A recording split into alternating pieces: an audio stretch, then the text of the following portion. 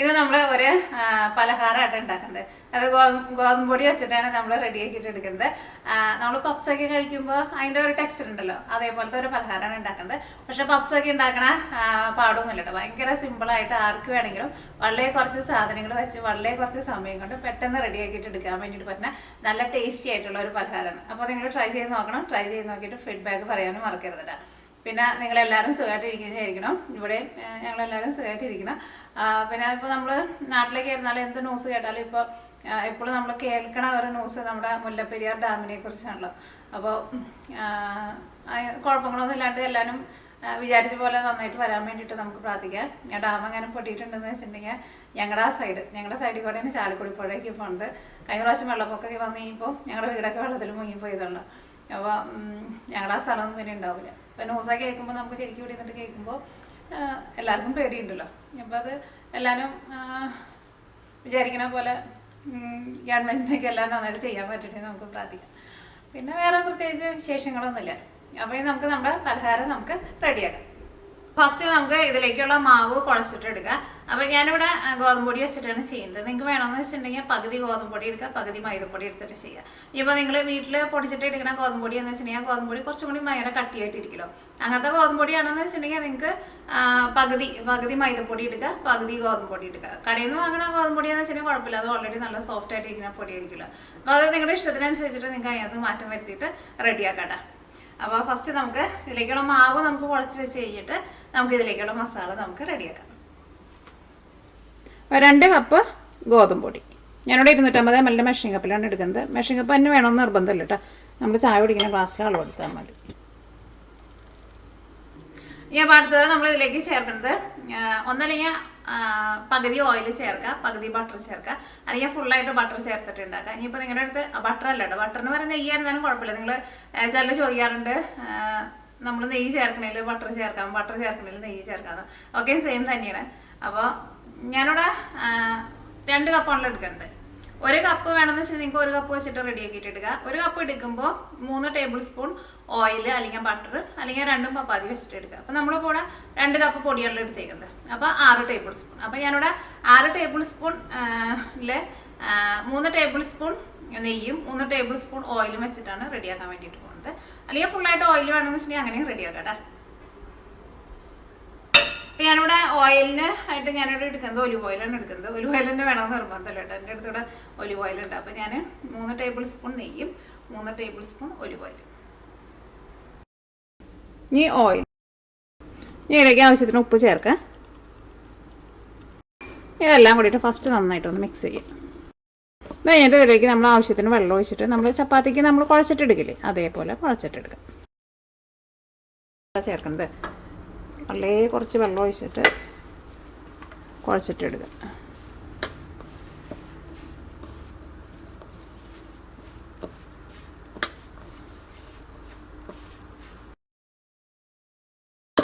ഇത് ഞാനിവിടെ ഈ കൗണ്ടർ ടോപ്പ് ഇട്ടിട്ട് നന്നായിട്ടൊന്ന് കുഴച്ചിട്ടെടുക്കട്ടെ. അപ്പോൾ ഇത് നല്ല സോഫ്റ്റായിട്ട് കുഴച്ചെടുത്തിട്ടുണ്ട്.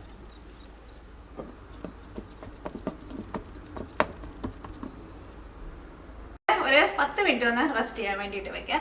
അപ്പോൾ നമുക്ക് ആ സമയം കൊണ്ട് നമുക്ക് ഇതിലേക്കുള്ള മസാല നമുക്ക് റെഡിയാക്കാം. അപ്പോൾ അതോടെ ഇരിക്കട്ടെ. ഞാനിവിടെ ക്യാരറ്റ് നോക്കിക്കേ, ഇതാ ഇത്രയ്ക്ക് ക്യാരറ്റ് എടുത്തിട്ടുണ്ട്. ഇതേപോലെ കുറച്ച് ചെറുതായിട്ട് കട്ട് ചെയ്തിട്ട് എടുത്തിട്ടുണ്ട്. പിന്നെ കുറച്ച് മുളക് എടുത്തിട്ടുണ്ട്. ഇത് ഞാനിവിടെ ബജ്ജി മുളകായിട്ട് എടുത്തേക്കുന്നത്. അപ്പോൾ അതുകൊണ്ടാണ് ഇത്രയ്ക്ക് അധികമായിട്ട് തോന്നുന്നത്. അല്ലെങ്കിൽ സാധാരണ പച്ചമുളക് നിങ്ങളുടെ എരിവിനനുസരിച്ചിട്ട് ചേർക്കുക. പിന്നെ കുറച്ച് ക്യാപ്സിക്കം എടുത്തിട്ടുണ്ട്. ക്യാപ്സിക്കം ഉണ്ടെന്ന് വെച്ചിട്ടുണ്ടെങ്കിൽ ചേർക്കുക, ചേർത്തില്ലെങ്കിൽ കുഴപ്പമില്ല. പിന്നെ കുറച്ച് മല്ലിയില എടുത്തിട്ടുണ്ട്. ഇത് ഓറഞ്ച് കളർ ക്യാപ്സിക്കം കേട്ടോ. പിന്നെ കുറച്ച് സവോള എടുത്തിട്ടുണ്ട്. പിന്നെ ഞാനിവിടെ ഇതാ ഫ്രഷ് ആയിട്ടുള്ള കോണും എടുത്തിട്ടുണ്ട്, ഫ്രഷ് ആയിട്ടുള്ള പീസും എടുത്തിട്ടുണ്ട്. അപ്പോൾ ഇത്രയ്ക്ക് സാധനങ്ങൾ വെച്ചിട്ടാണ് നമ്മൾ ഇതിലേക്കുള്ള മസാല റെഡിയാക്കാൻ വേണ്ടിയിട്ട് പോകുന്നത്.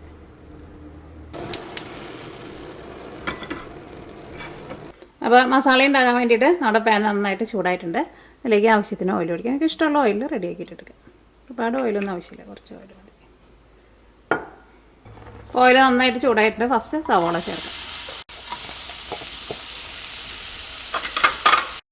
സവോള നന്നായിട്ടൊന്ന് വഴന്ന് വരട്ടെ. അപ്പോൾ സവോള നന്നായിട്ട് വഴന്നിട്ടുണ്ട്. ഇതിലേക്ക് ഒരു നുള്ളു മഞ്ഞൾപ്പൊടി ചേർക്കാം. മഞ്ഞൾപ്പൊടി ഒരുപാട് ചേർക്കണ്ട കേട്ടോ, ഒരു നുള്ളു ചേർക്കാൻ മതി. ഇതിലേക്ക് എരിവിന് വേണ്ടിയിട്ട് ഞാനിവിടെ ക്രഷ് ചെയ്തേക്കണ ഉണക്കമുളകും കൂടിയിട്ട് ചേർക്കുന്നുണ്ട്. അപ്പോൾ നിങ്ങൾ പച്ചമുളക് ചേർക്കണമെന്ന് വെച്ചിട്ടുണ്ടെങ്കിൽ അതനുസരിച്ചിട്ട് ക്രഷ് ചെയ്തേക്കണ ഉണക്കമുളക് ചേർത്താൽ മതിയിട്ട്.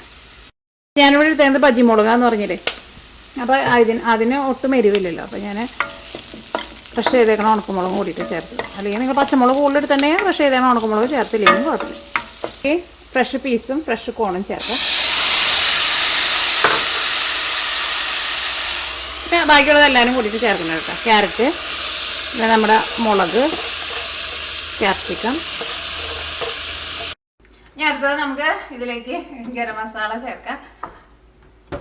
അപ്പോൾ ഗരം മസാല നിങ്ങളുടെ ടേസ്റ്റിനനുസരിച്ചിട്ട് ചേർക്കാം. ഫസ്റ്റ് കുറച്ച് ചേർക്കാണ്ട് എല്ലാം കൂടിയിട്ട് മിക്സ് ചെയ്ത് കഴിഞ്ഞിട്ട് പിന്നെ ടേസ്റ്റ് വേണമെന്ന് വെച്ചിട്ടുണ്ടെങ്കിൽ അതനുസരിച്ചിട്ട് ചേർക്കാം. കാരണം നമ്മൾ പലരും പിടിക്കുന്ന ഗരം മസാലയ്ക്ക് പല ടേസ്റ്റ് ആയിരിക്കും. ഇത് ഞാനിവിടെ ഫ്രഷ് ആയിട്ട് പൊടിച്ച് വെക്കുന്നത്.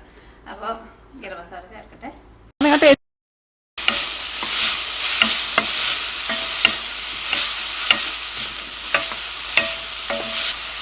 കുറച്ച് മല്ലിയിലയും കൂടിയിട്ട് ചേർക്കണം. ഒന്ന് ചെറുതാക്കിയിട്ട് ചേർക്കാം. നമുക്ക് ഒരു മീഡിയം ഫ്ലെയിമിൽ ഒരു 5 മിനിറ്റ് ഒന്ന് മൂടി വയ്ക്കാം. ഒരുപാട് വെന്ത് കുഴഞ്ഞു പോകട്ടെ. കാരണം ഇതിലേക്ക് നമ്മൾ ചേർത്തേക്കുന്ന വെജിറ്റബിൾസ് ഒക്കെ ആയിരുന്നാലും പെട്ടെന്ന് വേവുന്നതാണല്ലോ. പിന്നെ ഇതിലേക്ക് നിങ്ങൾക്ക് വേണമെന്ന് വെച്ചിട്ടുണ്ടെങ്കിൽ ക്യാബേജ് വേണമെന്ന് വെച്ചിട്ടുണ്ടെങ്കിൽ ക്യാബേജും കൂടിയിട്ട് ചേർക്കാം. ഇപ്പോൾ ഞാൻ എടുത്തേക്കുന്ന സെയിം വെജിറ്റബിൾസ് തന്നെ വേണമെന്ന് നിർബന്ധമില്ല കേട്ടോ. പെട്ടെന്ന് വേവണ ഏത് വെജിറ്റബിൾസ് ആയിരുന്നാലും കുഴപ്പമില്ല. നിങ്ങൾക്ക് ബീൻസ് വേണമെന്ന് വെച്ചിട്ടുണ്ടെങ്കിൽ ബീൻസ് ചേർക്കാം. അപ്പോൾ നിങ്ങളുടെ അടുത്ത് കോണില്ല അല്ലെങ്കിൽ ഫ്രഷ് ആയിട്ടുള്ള പീസ് നമ്മൾ ചേർത്തല്ലോ, അതൊന്നും ഇല്ലയെന്ന് വെച്ചിട്ടുണ്ടെങ്കിൽ നിങ്ങളുടെ കയ്യിലുള്ള വെജിറ്റബിൾസ് വെച്ചിട്ട് നിങ്ങൾക്ക് റെഡിയാക്കിയിട്ട് എടുക്കാം കേട്ടോ. അപ്പോൾ തീ ഒരുപാട് കൂട്ടി വയ്ക്കണ്ടേ. ഒരു 5 മിനിറ്റ് ഇവിടെ ഇരിക്കട്ടെ. ഇനി അപ്പോൾ നമ്മുടെ മാവ് എന്തായി നോക്കാം.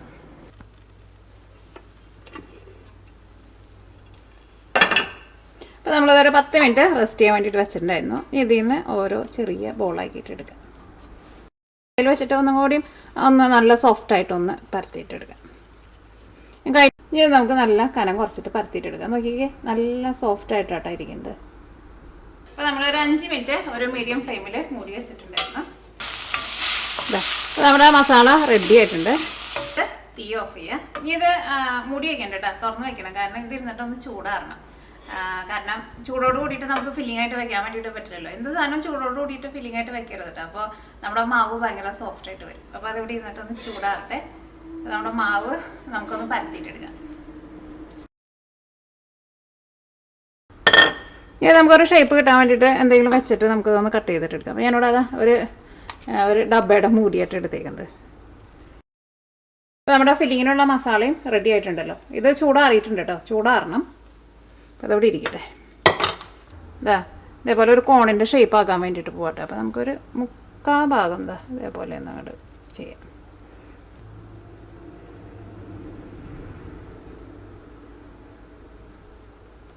ഈ സൈഡിൽ നിന്ന് ഇങ്ങോട്ടേക്ക് ഫോൾഡ് ചെയ്തിട്ട് ഒരു കോണിൻ്റെ ഒരു ഷേപ്പ് ആക്കിയിട്ട് എടുക്കാണ്ട് ഈ എൻഡിൽ നമ്മളിവിടെ ക്ലോസ് ചെയ്യണം കേട്ടോ. ഈ ഏറ്റവും എൻഡിൽ അതിൻ്റെ ഉള്ളിലേക്ക് നമുക്ക് ഫില്ലിങ് വയ്ക്കാം.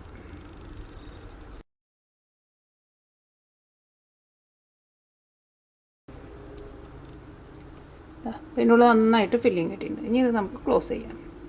ക്ലോസ് ചെയ്യുമ്പോൾ എന്ത് ചെയ്യണമെന്ന് വെച്ചിട്ടുണ്ടെങ്കിൽ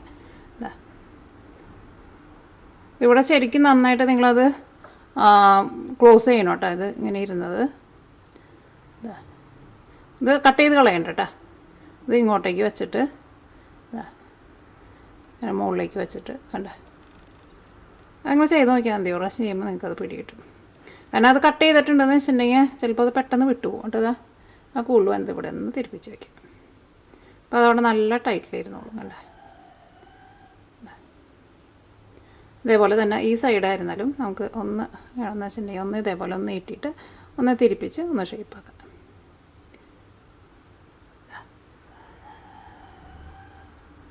നമ്മുടെ ചാത്തൻ കോഴി അവിടെ നിന്ന് കീഴുന്നുണ്ട്.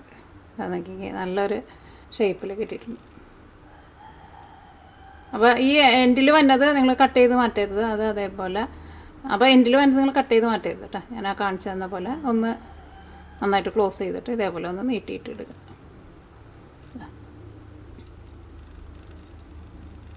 അപ്പോൾ നമുക്ക് ബാക്കിയുള്ളതെല്ലാനും ഇതേപോലെ തന്നെ റെഡിയാക്കിയിട്ടിടും. അപ്പോൾ ഇതെല്ലാനും ഞാൻ ഇതേപോലെ ഇങ്ങനെ ഫില്ല് ചെയ്ത് ഇങ്ങനെ ഷേപ്പാക്കിയിട്ട് എടുത്തിട്ടുണ്ട്. അപ്പോൾ വെള്ളം നന്നായിട്ട് തിളച്ചിട്ടുണ്ട്. വെള്ളം ഇതേപോലെ നന്നായിട്ട് വെട്ടി തിളയ്ക്കണം കേട്ടോ. ഇതിലേക്ക് നമുക്ക് ഉപ്പൊന്നും ചേർക്കേണ്ട ആവശ്യമില്ല. കാരണം ഓൾറെഡി നമ്മുടെ മാവിൽ ഉപ്പൊക്കെ ഇട്ടേക്കുന്നതാണല്ലോ. പിന്നെ ഓയിലും ഒഴിക്കേണ്ട ആവശ്യമില്ല.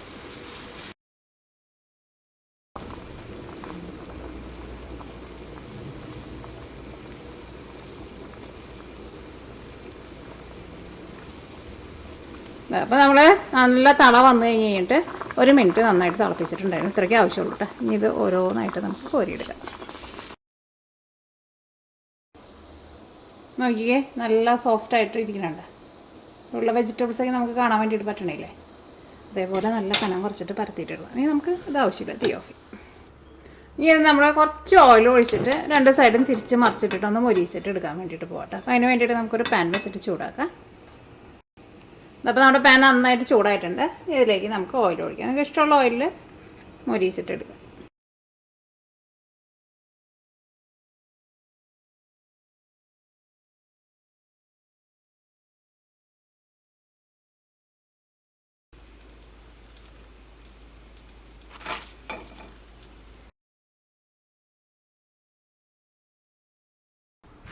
നോക്കിക്കേ, ഇതെല്ലാം നമ്മൾ വറുത്തെടുത്തിട്ടുണ്ട്. നല്ല ക്രിസ്പി ആയിട്ടിരിക്കും. നന്നായിട്ട് മൊരിയിച്ചിട്ട് എടുക്കണം കേട്ടോ. അല്ലെങ്കിൽ കുറച്ച് ഓയിൽ കൂടുതൽ ഒഴിച്ചിട്ട് വറുത്ത് കോരിയിട്ട് എടുക്കുക. അപ്പോൾ അങ്ങനെ ഓയിലൊന്നും അധികം കുടിക്കുകയൊന്നും ചെയ്യുന്നില്ല. അല്ലെങ്കിൽ കുറച്ച് ഓയിൽ ഒഴിച്ചിട്ട് നമ്മളിപ്പോൾ ചെയ്ത പോലെ. പക്ഷേ ഇത് കുറച്ച് സമയം കൂടുതലെടുക്കും. എല്ലാ സൈഡും നമ്മൾ തിരിച്ച് മറിച്ചിട്ടിട്ട് നന്നായിട്ട് മൊരിയിച്ചിട്ട് എടുക്കണം.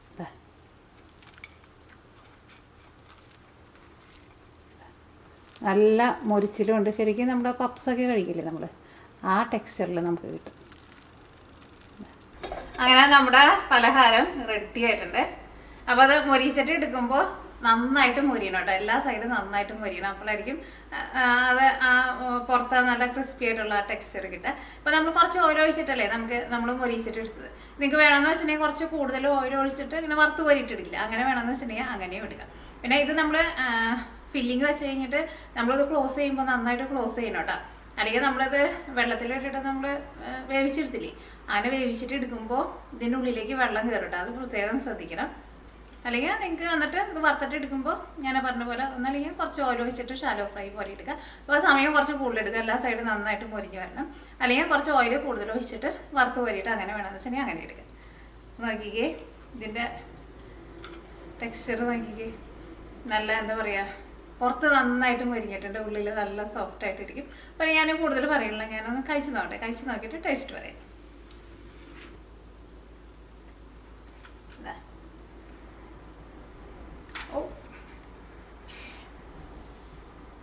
ഇതിപ്പോൾ ഇരുന്നിട്ട് ഒന്ന് ചൂടാറിയിട്ടുണ്ട് കേട്ടോ. ചൂടാറിയാലും അത് കഴിക്കാൻ വേണ്ടിയിട്ട് നല്ല ടേസ്റ്റ് ഉണ്ട്. ആ ചൂടോട് കൂടി തന്നെ കഴിക്കണമെന്നില്ല. പക്ഷെ എന്ത് സാധനം ചെറിയ ചൂടോട് കൂടിയിട്ട് വേണമെന്ന് വെച്ചിട്ടുണ്ടെങ്കിൽ അങ്ങനെ കഴിച്ചിട്ടുണ്ടെങ്കിൽ കുറച്ചുകൂടി നല്ലതായിരിക്കും. പക്ഷെ ഇത് ചൂടാറി കഴിഞ്ഞാലും ഇതിൻ്റെ പുറത്താ മൊരിച്ചിട്ട് പുറത്ത് നന്നായിട്ട് മൊരിഞ്ഞിരിക്കും, ഉള്ളിൽ നല്ല സോഫ്റ്റ് ആയിട്ടിരിക്കും. ഇനി ഞാൻ കഴിച്ച് നോക്കിയിട്ട് പറയാം.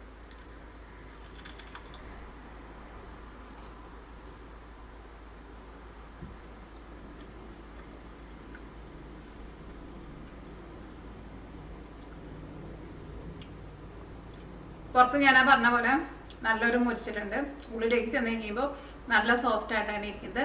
പിന്നെ വേവില്ലാന്ന് നമ്മൾ പേടിക്കണ്ട, കാരണം നമ്മൾ ഫസ്റ്റ് നമ്മൾ വെള്ളത്തിലിട്ടിട്ട് നമ്മൾ വേവിച്ചിട്ടാണല്ലോ എടുത്തത്. ഉള്ളിൽ നല്ല സോഫ്റ്റ് ആയിട്ട് ഇരിക്കുന്നുണ്ട്. അപ്പോൾ നിങ്ങൾ കുറച്ച് നെയ്യ് ഇങ്ങനെ ചേർക്കണം കേട്ടോ. ആ പൊടി നിങ്ങൾ കുഴച്ചിട്ട് എടുക്കുമ്പോൾ ഞാൻ ചെയ്ത പോലെ എടുത്താൽ മതി, പകുതി നെയ്യ് എടുക്കുക. അപ്പോൾ നെയ്യ് ചേർക്കുമ്പോഴാണ് അത് നല്ല സോഫ്റ്റ് ആയിട്ടിരിക്കുക. ശരിക്കും നല്ല ടേസ്റ്റാണ് കഴിക്കാൻ വേണ്ടിയിട്ട്. അപ്പോൾ നിങ്ങൾ ട്രൈ ചെയ്ത് നോക്കണം. ട്രൈ ചെയ്ത് നോക്കിയിട്ട് ഫീഡ്ബാക്ക് പറയണം കേട്ടോ.